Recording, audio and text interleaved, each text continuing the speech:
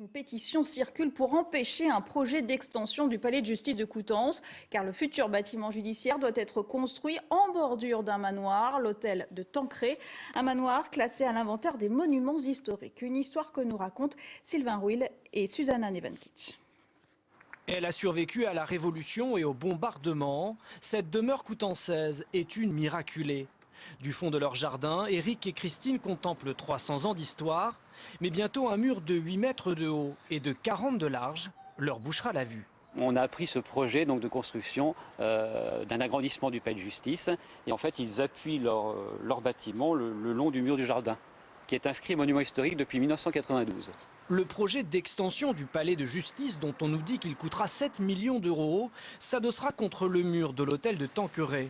L'hôtel, classé, aurait pourtant dû, selon la loi, bénéficier d'un périmètre de protection de 500 mètres. Nous avons respecté, nous, pour l'édification de notre projet de palais de justice, l'intégralité des règlements prévus dans cette ZPPAUP. Donc on n'a aucune dérogation, aucun manquement à ce règlement dans notre projet.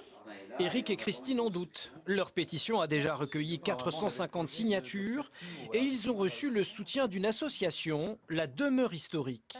Et c'est vrai qu'au niveau national, ils suivent de très près le dossier de Coutances, puisque c'est une sorte de jurisprudence où finalement vous avez une maison qui est protégée avec des contraintes, avec un coût d'entretien, et finalement en contrepartie, normalement il y a un périmètre de protection, et là l'exemple de Coutances, effectivement, ce périmètre disparaît totalement.